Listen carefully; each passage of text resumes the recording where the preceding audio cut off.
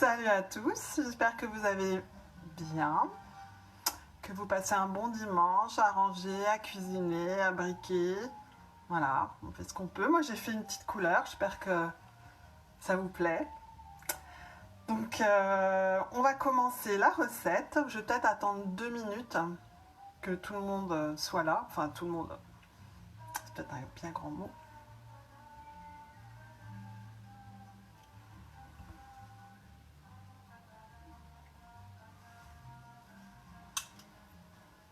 Alors, on va commencer en fait par faire le caramel. Donc, je vous ai dit que c'était un tuto sur la pâte brisée. Bon, c'est sûr que la pâte brisée, c'est quelque chose d'important sur la recette de la tarte et de la tarte tatin. Mais en fait, la tarte tatin, donc il y a la pâte, il y a le caramel, et on fait un caramel maison. Et ensuite, il y a l'assemblage pour mettre la pâte par-dessus, comme vous le savez. Donc, je ne sais pas trop combien de temps ça va prendre, on verra. Donc on va faire le caramel. Donc je vous avais dit, je crois, de préparer 300 grammes de sucre. Donc je vais tourner en fait pour vous montrer ce que j'ai fait. Donc là j'ai mis mon sucre, je vais recouvrir d'eau le sucre et mettre la plaque en marche assez fort et je vais laisser tranquillement en fait cuire jusqu'à ce que le caramel commence à roussir. Faut pas que ça soit trop foncé, sinon ça a un goût un peu amer, moi j'aime pas tellement, mais après c'est vraiment à chacun de définir le degré de cuisson de son caramel. Moi j'aime bien un petit peu intermédiaire, que ça ait quand même un goût de caramélisé mais pas trop. Donc ce que je vais faire, c'est que je vais recouvrir en gros, je vais vous montrer mon sucre d'eau.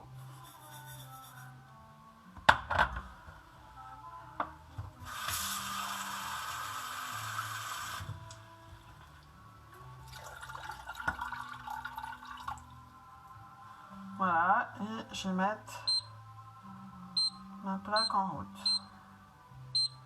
Donc moi ça va jusqu'à 9, là je mets à 8,5 parce qu'il faut que l'eau s'évapore en fait. Je vais remuer un tout petit peu, mais c'est même pas la peine généralement.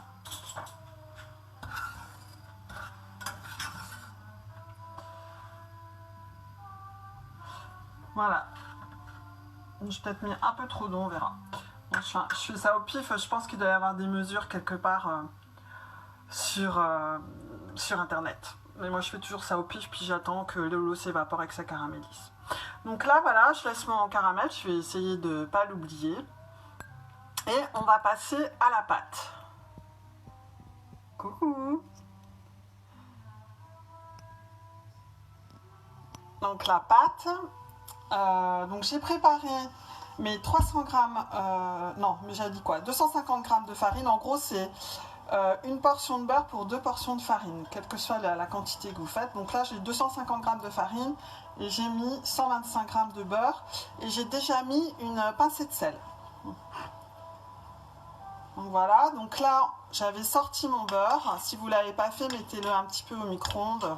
Faut pas que ça fonde, hein, mais il faut qu'il soit mou parce que voilà, pour que ça s'assemble bien avec la farine. Donc je mets mon beurre. Et je vais mettre un peu d'eau chaude dans un verre. Je vais faire couler mon eau.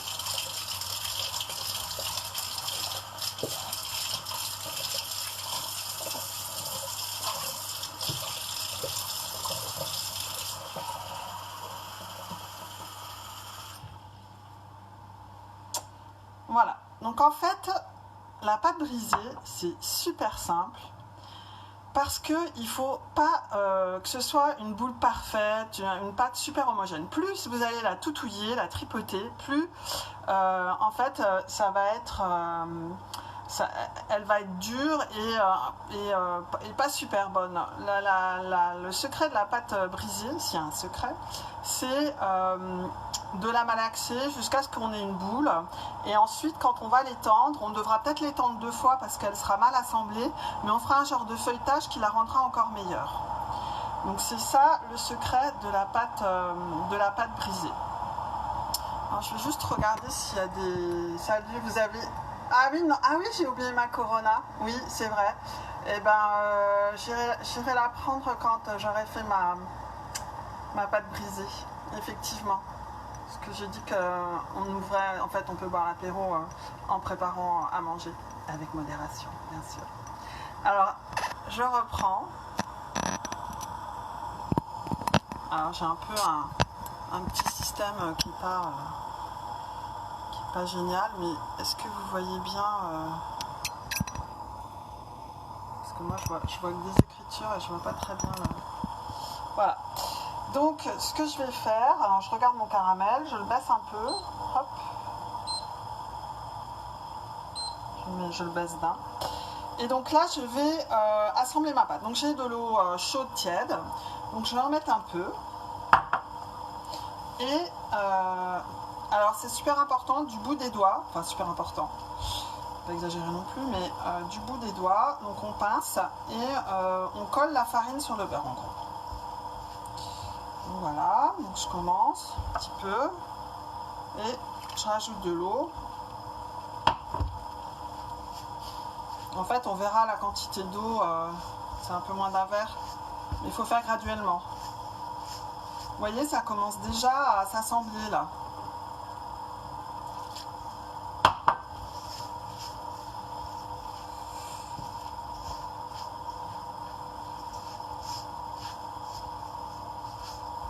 Hop. Je vais en mettre un peu.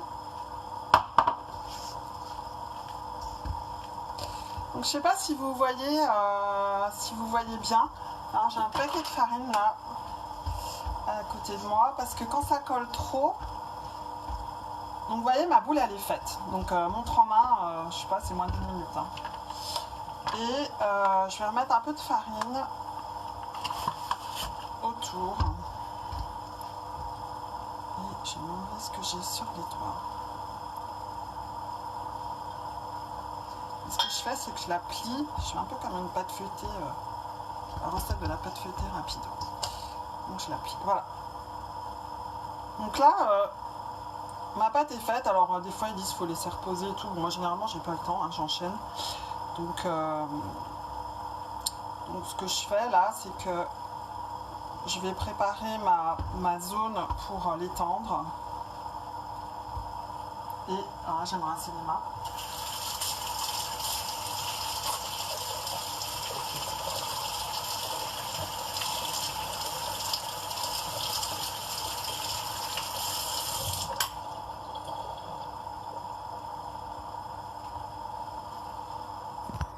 Est-ce que vous avez des questions sur la pâte? Est-ce que vous suivez? Coucou les gars, on mange quoi? Non mais j'avais dit couscous. Couscous, non mais c'est pas là. Là c'est tarte tatin. Faut suivre, hein, les gars. Tarte tatin, pâte brisée, exactement. Alors, le sucre. Alors le sucre, si, je l'ai mis, en fait, il est en train de faire, le caramel est en train de se faire. Là, donc j'ai mis, je pense, un petit peu trop d'eau, donc ça va prendre un peu plus de temps. Donc là, j'ai mis mon caramel à faire, ma pâte brisée. Il n'y a pas de sucre dans la pâte brisée, hein. C'est du beurre, de la farine, de l'eau et une pincée de sel. Il y a des gens qui mettent aussi un œuf. Moi, je mets jamais d'œuf. Donc voilà. Est-ce que c'est clair pour tout le monde? On dirait que oui. Alors, je vais mettre ça comme ça. Alors, ce que je vais faire, je vais étaler la pâte. Alors, j'ai beurré un moule à tarte. Donc, si vous le faites en même temps, beurrez votre moule à tarte. J'ai beurré mon moule à tarte, bien que vous allez voir, on met pas mal de beurre et je suis pas sûre que ce soit nécessaire. C'est pas du tout une recette régime. Vous allez comprendre pourquoi. Donc, j'ai également épluché mes pommes en quart. Ok. C'est pour éviter qu'on mette des plombes sur la vidéo. Et moi, ce que j'ai pour étaler, c'est un espèce de plastique.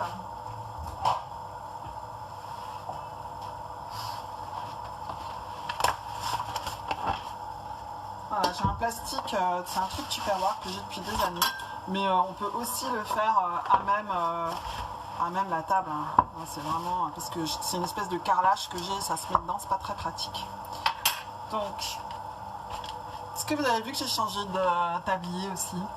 Oui. Alors,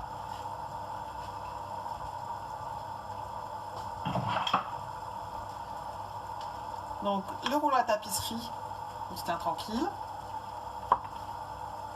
Et je vais fariner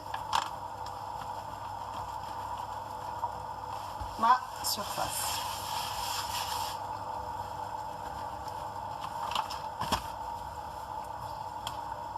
C'est important de bien fariner, enfin ça va sûrement coller la première fois, on le fera peut-être 2 fois. Généralement c'est ce qui se passe, comme la pâte n'est pas super bien mélangée, que c'est le but. Donc on farine tout, on n'hésite pas sur la farine. J'essaie de bien me caler. Donc là je reprends ma pâte. Je fais un petit pliage et je mets bien la farine dessus.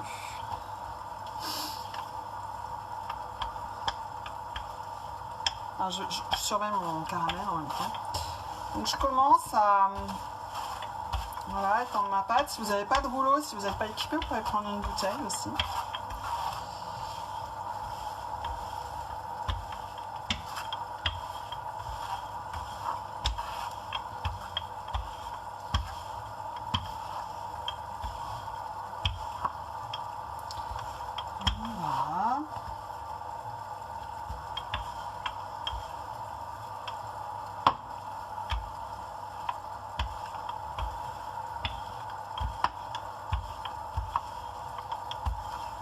Là, ça devrait être bon. Donc, ce que je vais faire, je vais la plier. Je vais mettre un peu de farine, encore une fois. Et je vais la plier pour après pouvoir l'étendre.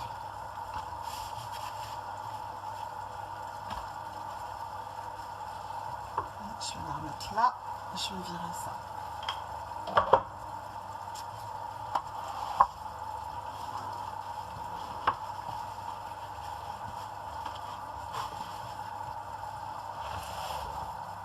C'est pour ça que c'est assez pratique le truc Tupperware, parce qu'en fait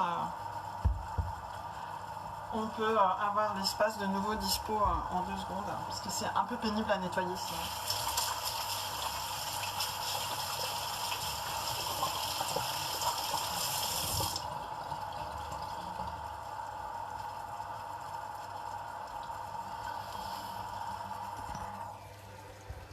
Est-ce que vous avez des questions sur la pâte brisée?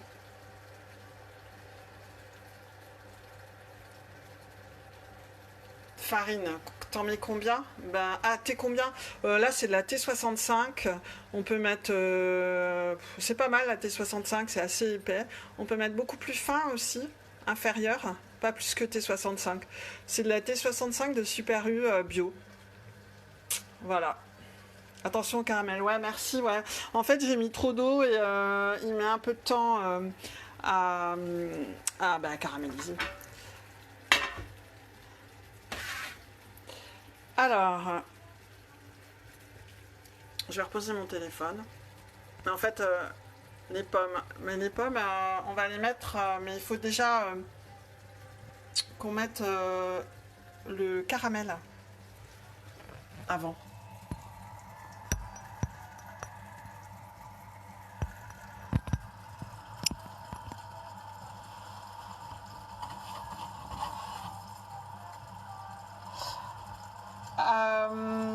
Ouais, parce qu'en fait le caramel se met au fond. Alors ce que je vais faire, je vais un peu tricher. Je vais rajouter du sucre.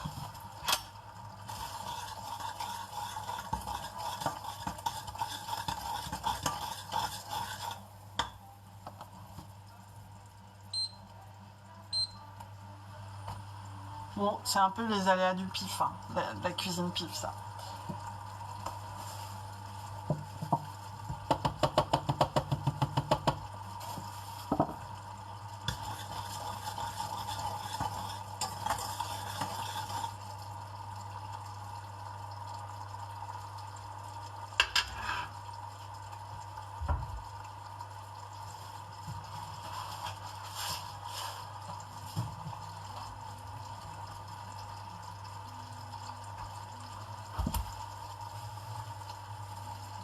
ça va pas tarder.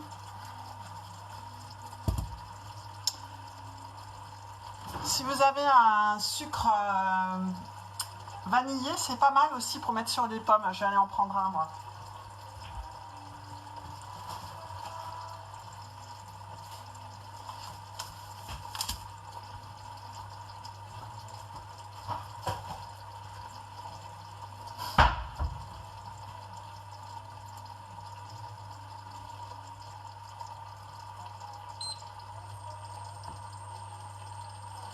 On y est presque.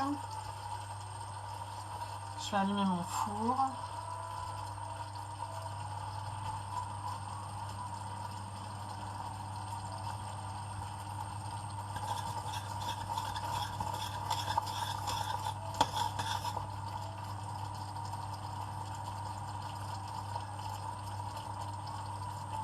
Commence à blondir. Je vais vous le mettre.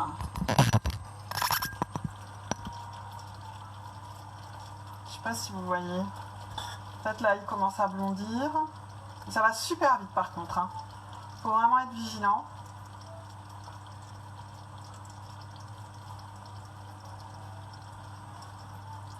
Donc là, vous voyez, il est roux. Ça sent d'ailleurs, ça sent le sucre cuit.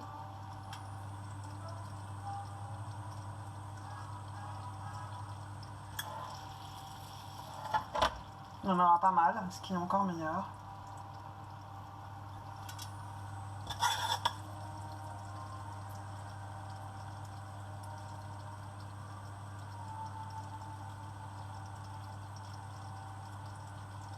Et en fait, ça continue même à cuire quand on l'enlève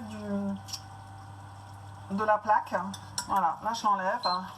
Vous voyez? Donc ce que je fais, c'est que je remplis le fond. Voilà. Je remplis le fond de mon moule. Bon, il y en a qui le cuisent directement dans le moule à tarte aussi. J'ai jamais essayé moi. Puis en plus j'ai une plaque, comment ça s'appelle, vitrocéramique, donc tout ne fonctionne pas dessus. Voilà. Donc là, je vais mettre ça là. Donc là, j'ai mon caramel qui est fait. Je vais retourner. C'est assez chaud, faut se méfier. Je vais retourner. Je vois pas si vous voyez en fait. Je trouve une meilleure installation. Donc voilà. Donc là, j'ai tout mon fond de caramel. C'est pas mal d'ailleurs parce qu'il y en a beaucoup. Et je vais mettre mes pommes. Quartier de pommes. J'ai ma tôle, c'est super chaud. Donc je mets mes pommes en quartier comme ça.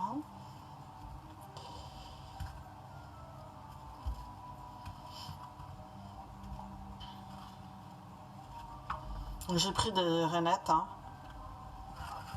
C'est pas mal. Où il y a des grises du Canada aussi. C'est vachement bon avec les grises. Bon là c'est un peu la fin des pommes.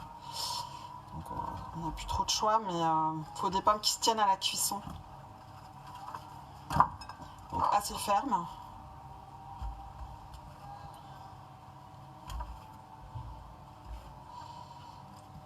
Voilà.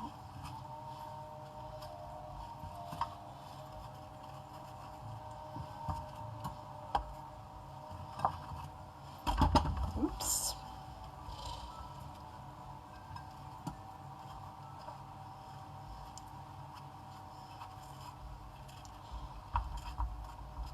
Je vais en mettre un peu plus.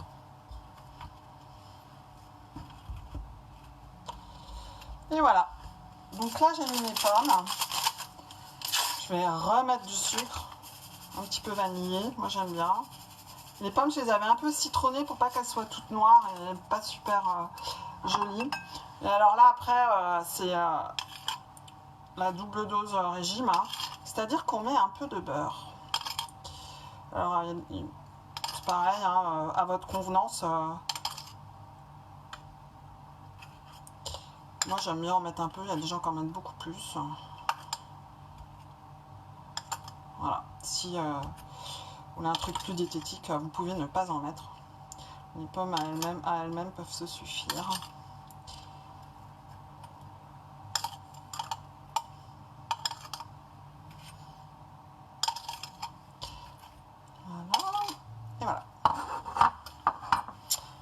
voilà, donc là, il ne reste plus en fait qu'à mettre la pâte. Donc je vais regarder si vous avez des questions. Tout va bien? Hein, quoi, le Canada? Oui, des grises du Canada. Do you have any questions? Je parle en anglais parce que je vois qu'il y a des gens... il y a mes amis américains. Salut Michel. Bon, est-ce que c'est clair? Ouais, vous n'avez pas de questions, donc je vais mettre la pâte maintenant.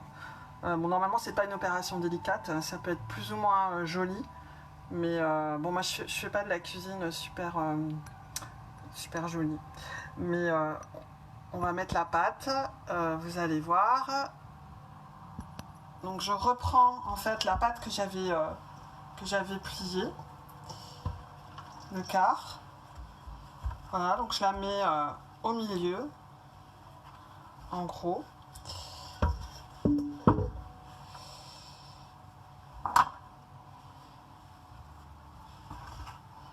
Voilà, je recouvre. Bon, je pourrais même faire un petit chausson aux pommes. Et ce que je fais, c'est que je la rentre à l'intérieur.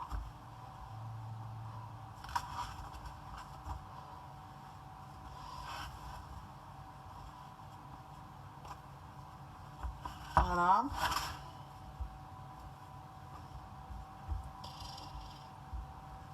Et j'enlève l'excédent de pâte. Après, vous pouvez faire autre chose avec.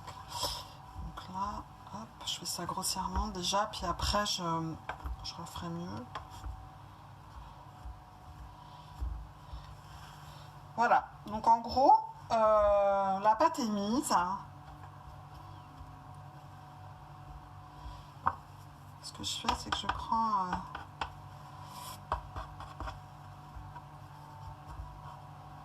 pour faire un joli rebord en fait, un rebord quand ce sera démoulé. Donc voilà, là c'est fait. Ce que je vais faire, c'est que je vais piquer ma pâte. Je pique ma pâte un petit peu pour que ça cuise bien. Bon, c'est pas de la pâte feuilletée, donc ça fait pas des espèces de grosses bulles, hein. Mais ça permet aussi à la vapeur un peu de s'évaporer.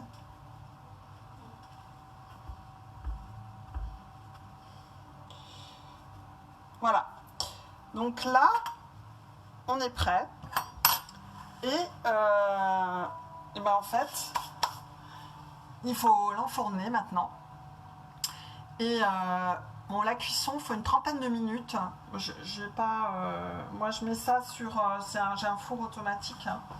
Donc, mon four, il me dit 165 à chaleur tournante. 165 à chaleur tournante, une trentaine de minutes. Il faut que la pâte, elle soit dorée. Il faut toujours garder un œil dessus. Hein. Moi, c'est ce que je fais. Il faut que la pâte, elle soit bien dorée. Et ensuite, je pourrais faire une petite vidéo pour le démoulage. C'est un petit peu délicat pour démouler. J'utilise un grand plat à gâteau et en fait je la retourne. Faut faire attention de ne pas se brûler, à mettre des gants. C'est toujours le truc un peu délicat. Mais je pourrais vous montrer. Je vais vous montrer le plat que j'utilise pour le faire.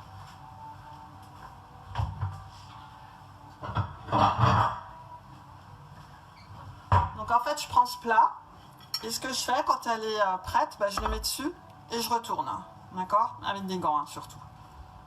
Je veux pas d'accident dans la cuisine. Donc voilà, donc là je l'enfourne. Mon four est pratiquement chaud. Une trentaine de minutes. Et le tour est joué en fait. Hein. Voilà. Il y a un chat derrière moi? Ah oui, c'est Sirius.